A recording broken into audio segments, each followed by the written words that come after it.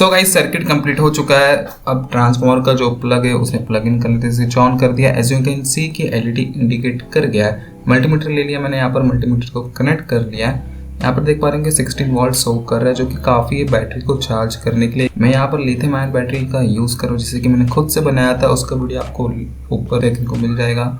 As you can see कि 11.75 volt है, ध्यान में रखना ये वोल्टेज। अब मैं इसे बैटरी को चार्ज पर लगा देता हूँ।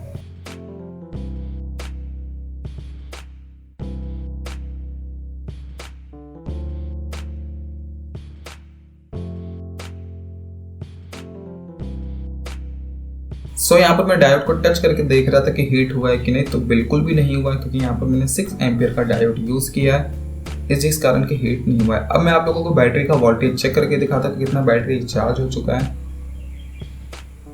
सो यहाँ पर देख पा रहे हैं 12.5 वोल्ट है। इससे पहले हमारा बैटरी 11.57 वोल्ट के समथिंग था, 74 वोल्ट के समथिंग था। अगर आप अपने बैटरी के लिए ऑटो कट सर्किट बनाना चाहते हैं तो ऊपर वाला वीडियो जरूर से देखना। ये वीडियो देखने के लिए आपका बहुत बहुत धन्यवाद।